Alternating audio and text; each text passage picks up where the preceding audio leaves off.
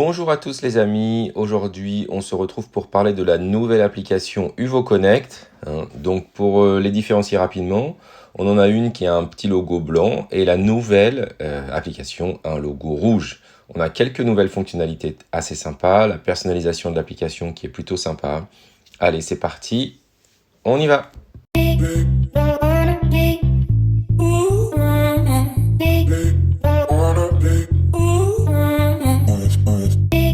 Au passage, n'oubliez pas de mettre un petit pouce bleu pour que nous remontions un petit peu dans les classements de YouTube.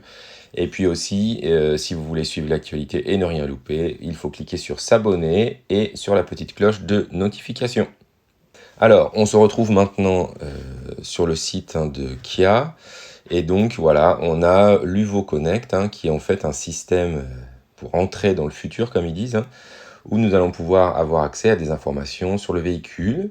Nous allons pouvoir récupérer des informations du véhicule, mais nous allons aussi pouvoir envoyer des informations vers le véhicule, comme des commandes ou des destinations par exemple. Donc on pourrait récupérer des informations comme l'autonomie, on pourrait envoyer des actions comme mettre le chauffage, mettre la climatisation, démarrer la charge, arrêter la charge, verrouiller les portes, ouvrir le véhicule. Voilà, plein de possibilités qui commencent à s'améliorer un petit peu. Et donc là, on a quelques nouveautés, c'est qu'on a un nouveau design, on a la possibilité de personnaliser rapidement l'application. Moi, ce qui me plaît beaucoup dans cette application, c'est que je ne vais pas être obligé de saisir systématiquement le code pour envoyer une commande. Je vais juste avoir besoin d'utiliser Touch ID ou Face ID, donc ça va beaucoup plus vite. C'était le seul frein de cette application, moi, qui me posait problème. Voilà, alors, on se retrouve ici sur mon téléphone et je vais du coup aller sur l'App Store. Donc on a la même chose sur Android.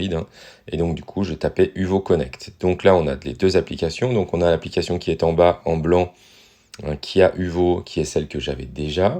Et là maintenant, on va télécharger la nouvelle, Uvo Connect. Donc je l'ai déjà téléchargé un petit peu avant pour faire les tests. Mais on va tout faire de A à Z ensemble. Donc je télécharge l'application. Donc rapidement, on va faire un petit tour de l'ancienne, comme ça va nous faire gagner du temps. Donc là, j'étais ici sur l'accueil. Donc l'accueil en bas à gauche, où on a notre localisation. Ensuite, j'avais un deuxième petit onglet trajet, où du coup, je peux avoir le calendrier et l'historique de mes trajets. Donc ça, c'était une chose intéressante. Et ensuite, j'avais le petit bouton Uvo rouge, voilà, où j'avais ici en haut 3 sous-menus, à distance, statut et programmation. Et donc là, à distance, ça me permettait de mettre en route la climatisation, d'arrêter la climatisation, de débuter la charge, de verrouiller les portes, etc.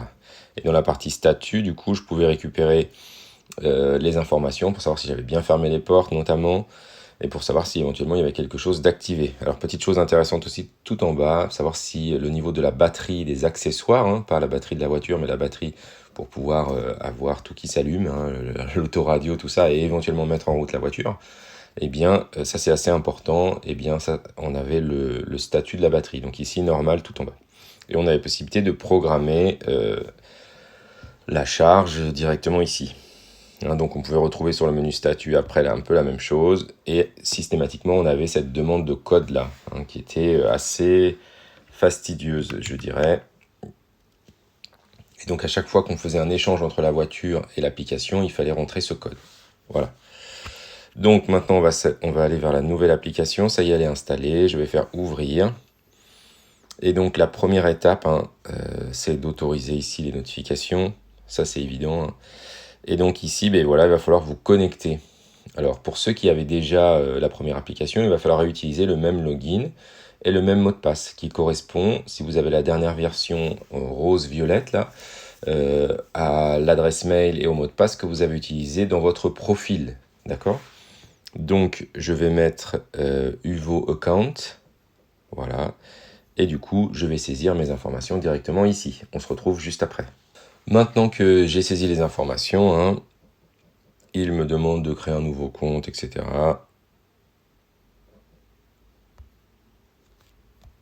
Je fais quitter et là, j'arrive sur mon véhicule. Voilà, donc on peut voir ici mon véhicule qui a été ajouté le 22 juillet 2020. Voilà, donc je clique sur mon véhicule, j'ai ici toutes les informations, je sélectionne mon véhicule, voilà, donc je vais lui demander d'autoriser la localisation, ça c'est assez intéressant, d'accéder au calendrier, ok, et donc là je vais avoir les différentes possibilités. Alors là c'est en anglais, parce que pour l'instant je n'ai pas configuré la langue de mon application. Si je fais fermer, la première étape, c'est que je vais aller tout en bas à droite.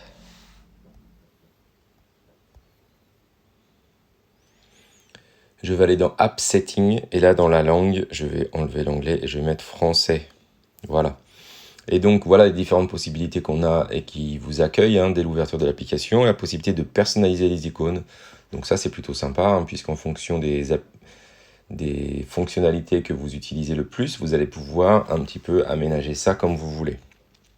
Ensuite, vous pouvez déterminer la destination sur votre smartphone et l'envoyer au véhicule. Comme ça, dès que vous arrivez dans le véhicule, eh bien, vous allez recevoir une information comme quoi une destination est arrivée et vous n'avez plus qu'à la sélectionner pour aller à votre point de rendez-vous. Ensuite, vous allez avoir l'identification biométrique, ce qui, moi, me paraît le point le plus sympa. C'est-à-dire qu'on peut directement, avec Touch ID ou Face ID, activer facilement les différentes fonctionnalités. C'était pour la sécurité, donc c'est normal, il nous demandait toujours un code à 4 chiffres, mais c'était un petit peu fatigant. Ensuite, on va avoir mes trajets. Donc ça, on l'avait déjà un petit peu, mais il y a des informations complémentaires qui sont un petit peu arrivées. Et on va avoir des informations sur le mode voiturier. Donc aujourd'hui, dans cette vidéo, on ne va pas tester cette partie-là, mais on va avoir récupéré les informations sur le mode voiturier, ce qu'on avait déjà un petit peu sur la version précédente. Et puis, on a l'accès au calendrier, donc on n'a pas encore fait de tutoriel sur ça, mais si ça vous intéresse, on peut bien sûr le rajouter sans problème. Et puis, activer, désactiver les services, ça existait déjà aussi sur l'ancienne application. Et ce qu'on n'avait pas, c'était modifier cette fameuse page d'accueil pour avoir les informations tout de suite. Voilà, et là, on va pouvoir rapidement la personnaliser. Allez, on ferme ce petit menu, voilà, et on va regarder rapidement comment ça se présente. Donc là, on est en bas à gauche sur l'accueil, d'accord? Et là, vous avez votre page d'accueil ici qui va se dérouler, avec différentes fonctionnalités. Si je clique sur mon véhicule, voilà, je vais avoir les paramètres de mon véhicule, notamment le profil utilisateur. On peut aller personnaliser ici le calendrier. Voilà, on ne va pas rentrer dans les détails de tout, mais on va aller dans les choses les plus importantes. Ensuite, vous avez le branchement. Donc ici, je ne suis pas branché. Par contre, le connected, ça veut dire que ma voiture est bien dans un espace qui capte. Donc on va pouvoir échanger facilement. Il n'y avait pas cette information facilement retrouvable sur la première application. Ensuite, on a 195 km d'autonomie. Voilà. Dans la deuxième partie, vous avez les commandes à distance. Donc ça, c'est ce que je vais pouvoir envoyer comme information. Ensuite, vous avez la météo. Ensuite, vous avez le statut du véhicule. Vous avez ici des recherches d'adresses éventuellement pour ensuite les envoyer directement à votre véhicule. Donc on peut ajouter son domicile, son bureau, des favoris, le calendrier, les fonctions personnalisées. Donc ça, c'est les paramètres du véhicule. Si on veut avoir accès au trajet et les limites de charge et la consommation électrique. Donc dans cette partie-là, on a des choses un petit peu nouvelles. Je vous montre tout de suite en bas, modifier le menu d'accueil. Voilà, moi la carte, je ne veux pas l'utiliser, le calendrier non plus, les fonctionnalités, hop, tout ça, je ne veux pas. Et du coup, je vais avoir ici, si je ne sélectionne que quelques informations, quelque chose de simplifié. D'accord, sachant que ça, c'est le menu d'accueil. Toutes les informations que je vais retrouver là, je vais les retrouver aussi dans l'application ailleurs. C'est vraiment juste un raccourci.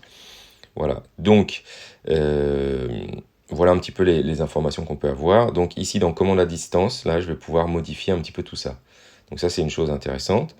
Et puis, je vais vous montrer tout de suite la grosse nouveauté, c'est dans limite et charge de consommation de véhicules électriques. Donc là, définir la limite de charge, ça existait déjà. Là, je vais passer à la biométrie. Donc, dans les paramètres de l'application, je peux avoir l'authentification biométrique. Ici, utilisation de Face ID. Donc, tac, je me mets devant mon Face ID. Je rentre mon petit code. Voilà.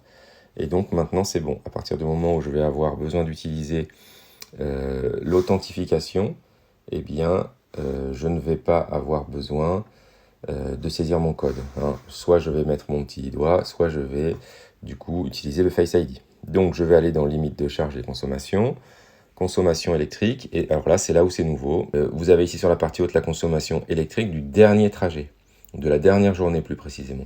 Donc on a réalisé 25 km. On a fait en moyenne 6 km avec 1 kWh. D'accord. On a consommé 4,11 kWh. Donc ça, on ne l'avait pas. Hein. Savoir exactement combien on avait consommé, cette information n'existait pas. Savoir quelle était notre consommation moyenne sous forme de kilomètres-kilowatts, on ne l'avait pas. On avait juste le point de repère, hein, c'est-à-dire on faisait du 15,2 kWh au 100. Voilà. Et puis en termes de récupération, c'est pareil, cette information on ne l'avait pas, c'est-à-dire c'est grâce au frein régénératif, hein, sur ces 25 km, j'ai récupéré 2,52 kWh, ce qui est pas mal. Et ensuite sur la partie dessous, hein, j'ai liste de mes trajets. Et alors là c'est sur le dernier mois, donc sur le dernier mois vous avez le total, et puis la moyenne par jour. Voilà, donc on va s'intéresser ici au total. On a consommé 250 kW pour une consommation moyenne de 6 km 52 avec 1 kW.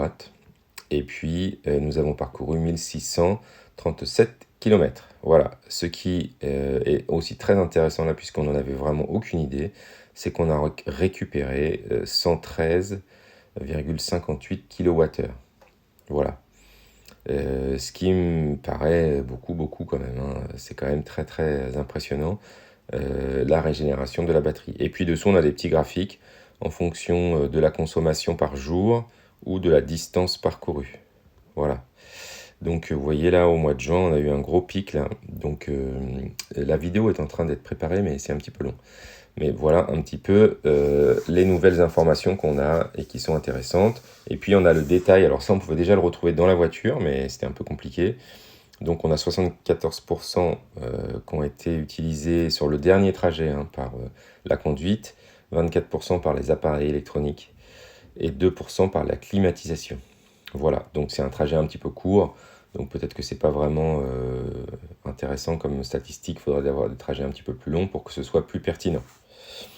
Je reviens maintenant en arrière et donc je vais vous montrer le menu à distance, hein. Donc là on retrouve l'intégralité des fonctionnalités qu'on peut faire à distance, verrouiller, activer la climatisation, déverrouiller, etc. Et puis les paramètres de la climatisation et la programmation de la charge. Si je vais maintenant sur statut, eh bien si ma porte est ouverte, si mon coffre est ouvert, je vais le voir directement ici sur le petit schéma. J'ai mon autonomie, je sais que je n'ai pas de branchement électrique, ma batterie est à 47%, voilà. La charge programmée est désactivée, la climatisation est désactivée, ma voiture est verrouillée, etc., etc. Ensuite, sur la carte, je peux localiser mon véhicule, hein. Et dans les plus, eh bien, j'ai des paramètres un petit peu différents. Donc, je vais juste revenir sur l'accueil. On imagine ici que ce n'est pas l'activation de la climatisation qui m'intéresse le plus, mais ce serait une autre fonctionnalité. Donc, là, deux petites choses. Si je clique sur plus, eh bien, j'arrive sur la page directement à distance. Je reviens à l'accueil et si je clique sur juste à droite de commande à distance sur le petit engrenage, voilà, et bien ici je vais pouvoir changer. Moi je voudrais mettre débuter la charge en gros là. Donc je clique dessus, je le fais glisser et j'ai débuté la charge. Voilà, et je voudrais mettre activer la climatisation à droite, donc je clique dessus et je clique à droite. Voilà, donc là je vais avoir du coup mon menu qui va être personnalisé sur ma page d'accueil. Ensuite, dans le statut du véhicule, c'est un petit peu la même chose, hein. Je peux avoir trois informations. Moi, ce qui m'intéresse le plus, c'est de savoir si le dégivrage est activé. Donc, on ne peut activer que trois informations. Je vais désactiver, verrouiller les portes, activer le dégivrage et le monter en première position. Si je reviens du coup sur la page d'accueil, j'ai bien le dégivrage qui est ici désactivé à gauche, puis au milieu, la climatisation qui est désactivée, et à droite, savoir si mon véhicule est fermé. Voilà. Donc moi je vais le remettre dans l'autre sens, hein, puisque je préfère effectivement avoir le verrouillage des portes en statut du véhicule. Et puis j'ai un petit raccourci ici tout en bas là pour activer la charge, pour mettre en route la climatisation, hein, donc comme elle est programmée, Donc, vous avez vu, je n'ai pas eu besoin de code. Vous avez eu une petite notification pour dire que la climatisation à distance avait été activée. Je clique sur OK. Et si par exemple, regardez, je vais cliquer sur verrouiller, eh bien j'ai petite animation qui m'indique qu'il envoie la commande. Voilà. Et tant que la commande n'est pas passée, en fait, j'ai cette information-là qui clignote. Voilà.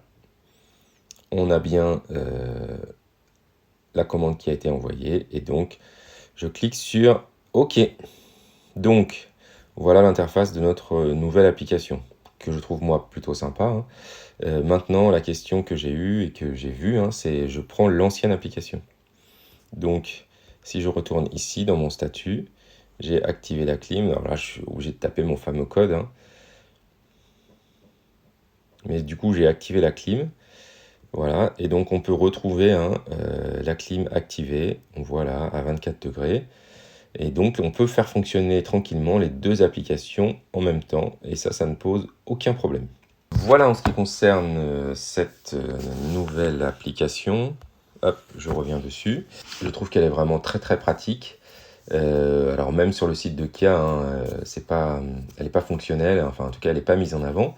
Si jamais vous avez trouvé des nouvelles petites astuces, n'hésitez pas à nous les partager dans les commentaires de la vidéo. On vous redit, mais toujours pour qu'on puisse monter un petit peu dans les hautes sphères de YouTube, n'hésitez pas à nous mettre un petit pouce bleu sur nos vidéos si cela vous plaît. Et puis bien sûr à vous abonner pour ne rien louper. Donc il faut s'abonner et activer la petite cloche de notification. Merci à tous et à bientôt.